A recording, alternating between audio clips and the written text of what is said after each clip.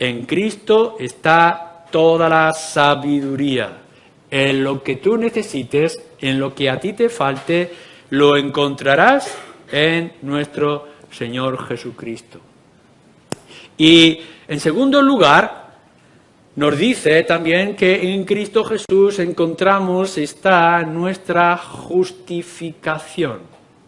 Bueno, en Romanos 3, que se nos ha leído en el versículo 21 y demás, lo podemos encontrar muy claramente acerca de la justificación por fe, que no es por obra humana, no es lo que nosotros podamos hacer, sino confiando en la persona y en la obra del Señor Jesucristo.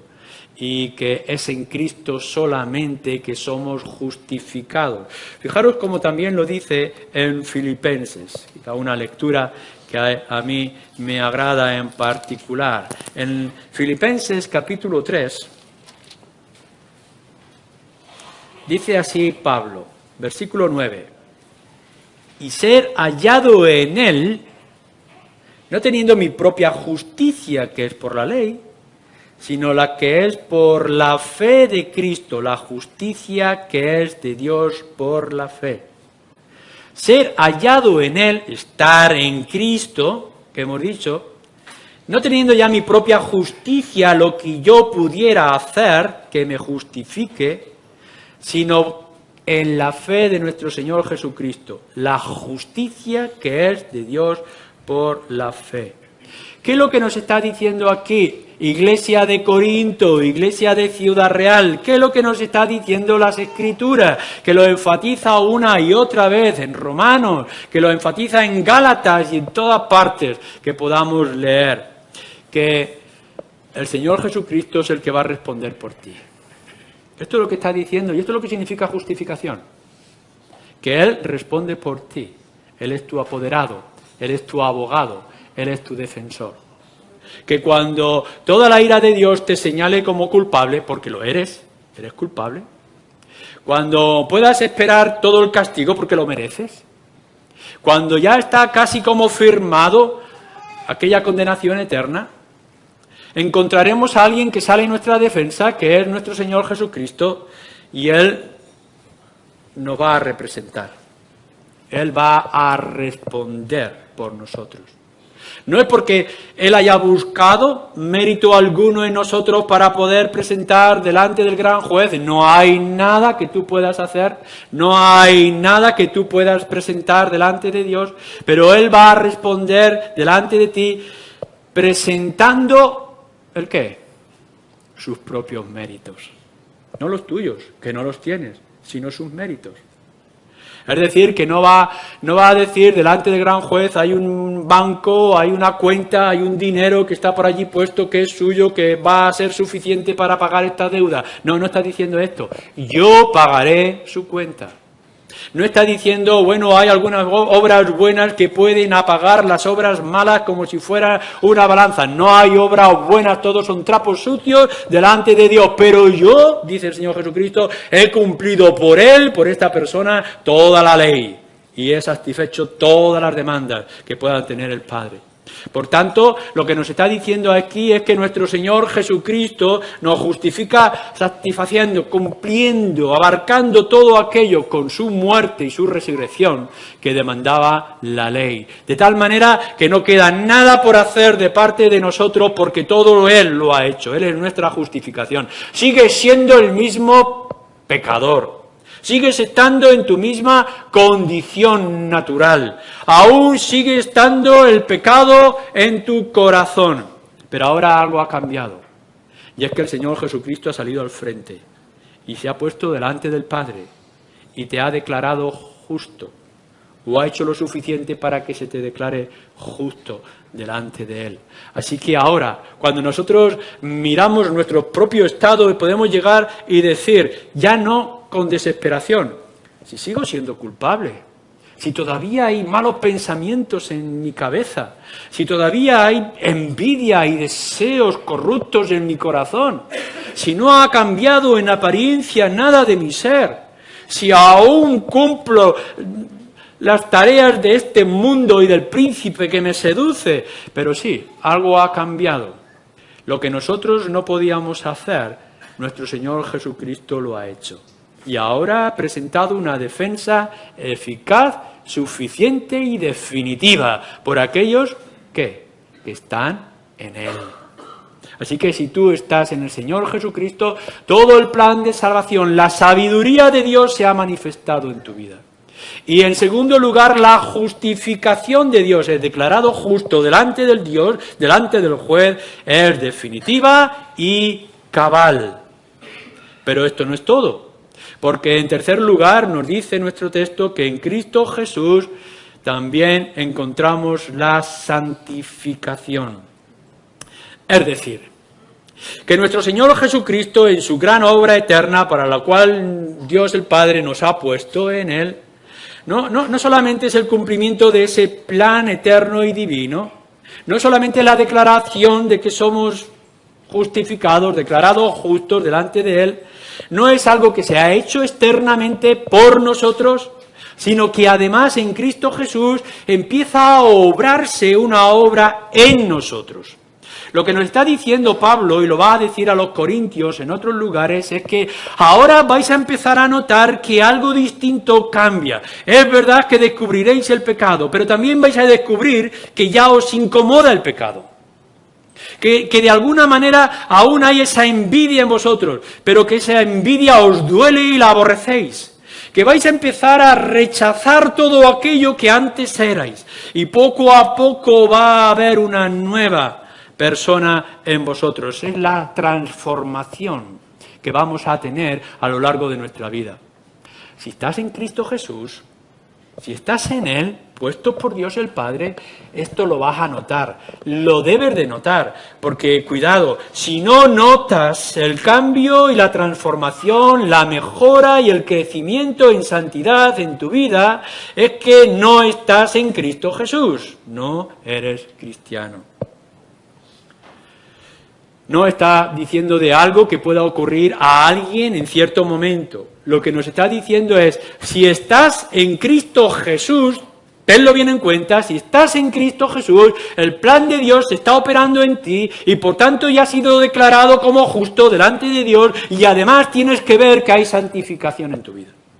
La transformación que tiene que haber en vosotros. Esa transformación os va a ir cambiando. Vuelvo otra vez a poner la imagen del mar.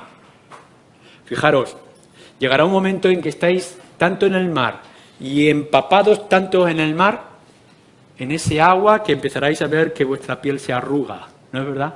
Aquellos que habéis pasado mucho tiempo en el agua, en la bañera, y empezáis a ver que vuestros dedos se arrugan. Si pasáis lo suficiente tiempo, dejaréis de ser personas y os convertiréis en agua. Es una exageración en el ejemplo. Pero esto es lo que nos está diciendo. Cuanto más estamos en Cristo Jesús, por obligación, más te tienes que parecer al Señor Jesucristo. Es decir, día a día, el mundo tiene que notar que las cosas están cambiando en ti de tal forma que la imagen que tienes delante de ti en ese espejo que es el Señor Jesucristo se va pareciendo, tú te estás pareciendo más a esa imagen, porque esto es lo definitivo para tu eternidad, esto es tu destino. Tu destino es que estés un día delante de Dios el Padre a la imagen y semejanza de su Hijo Jesucristo. Él quiere llenar el cielo con imágenes de su Hijo. Si no estás preparado, si esto no empieza a obrar, si no lo notas en tu vida, es que no estás en el Señor Jesucristo y necesitas convertirte a Él.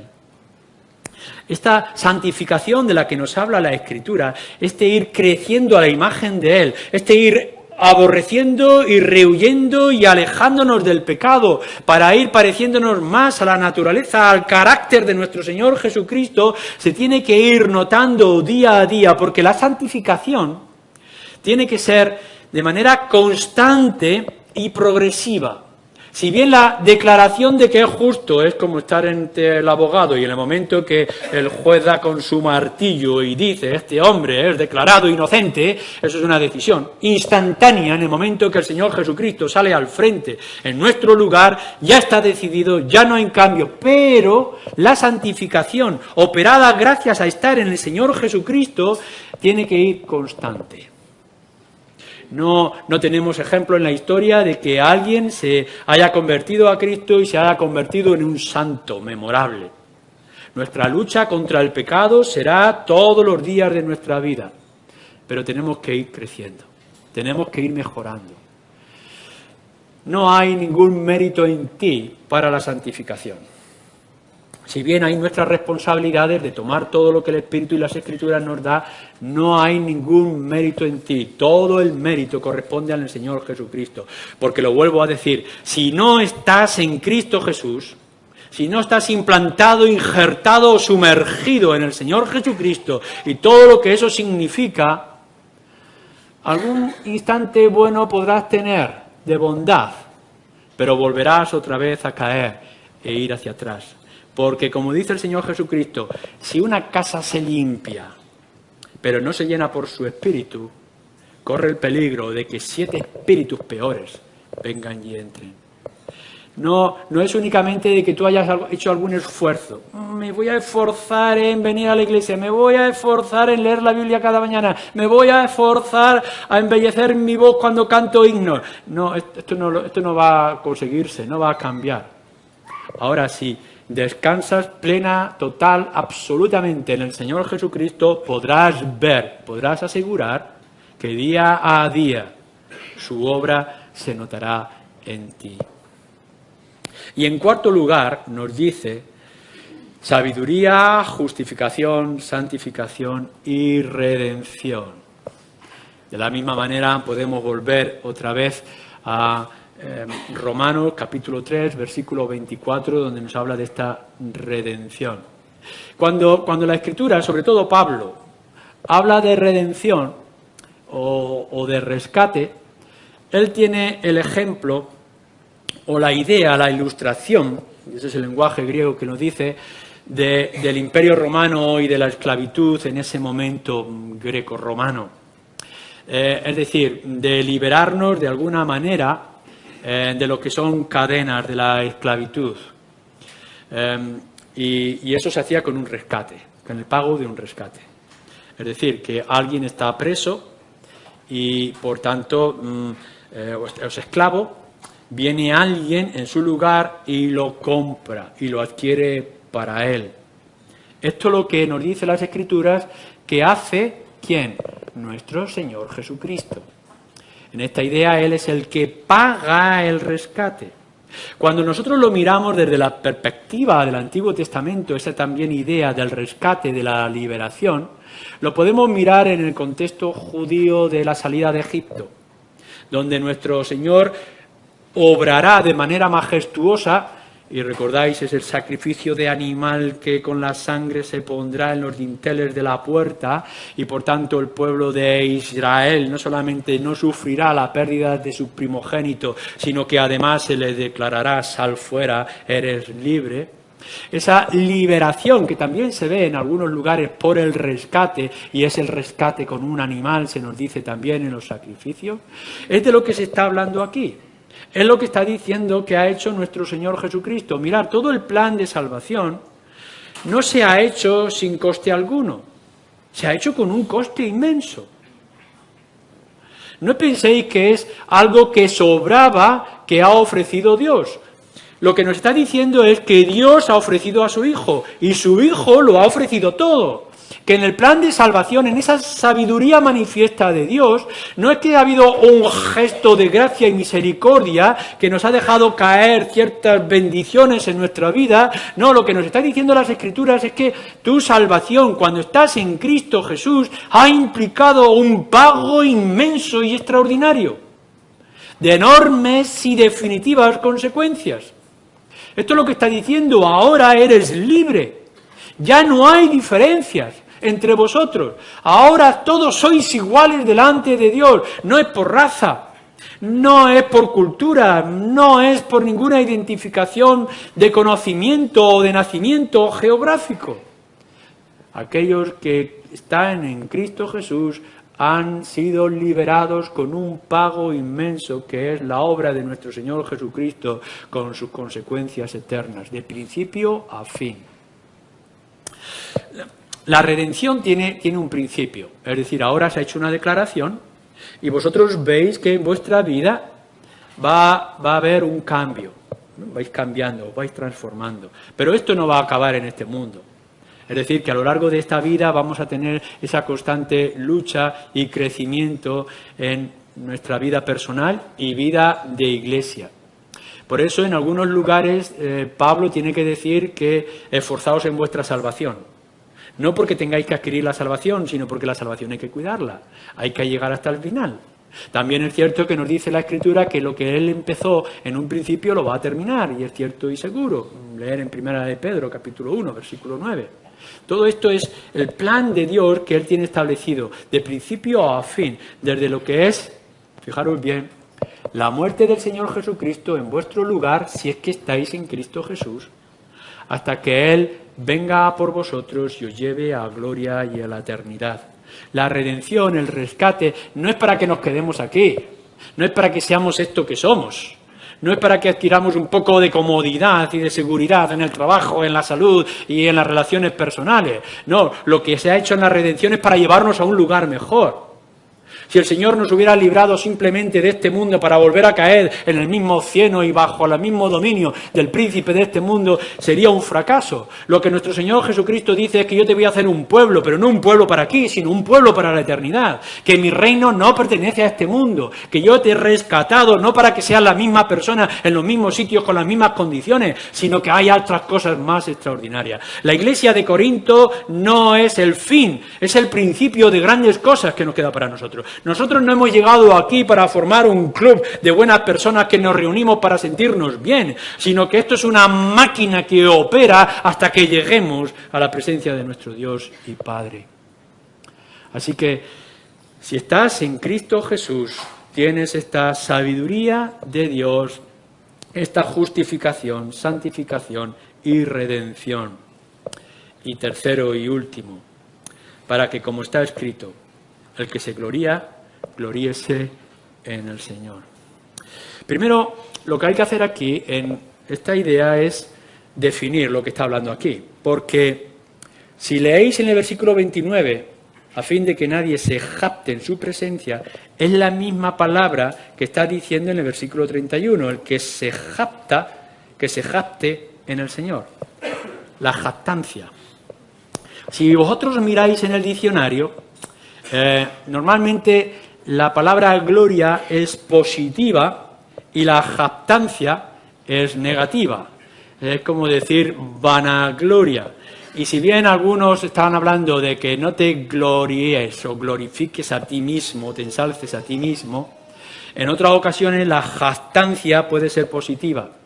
Lo que nos está mostrando, lo encontraréis, Pablo utiliza intercaladamente o intercambiablemente estos dos términos, tanto de jactancia como gloria. A veces parece gloria y es la palabra jactancia. Pero lo que nos está hablando aquí, creo yo, lo está diciendo de una manera irónica.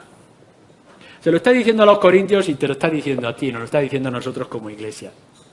En el versículo 29 ha dicho, a fin de que nadie se jacte en su presencia. No te puedes jactar, si es que no has hecho nada, si es que no tienes nada, si es que no puedes ofrecer nada.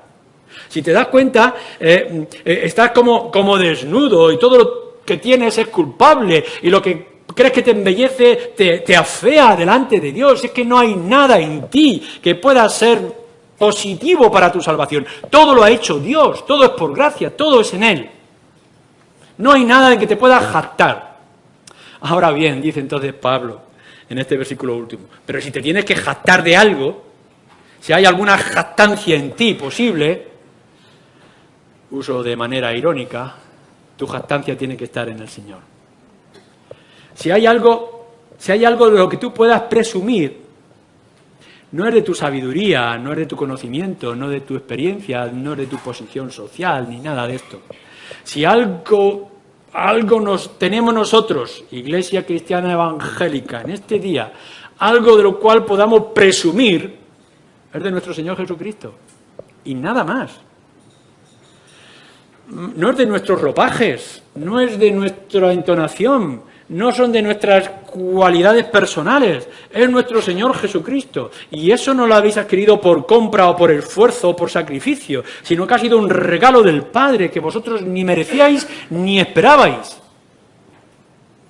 Pero si algo tú puedes presumir en esta mañana es de que puedes caminar de la mano de nuestro Señor Jesús. En otras palabras, claro que eres hermoso y hermosa, pero tu hermosura es la del Señor Jesucristo.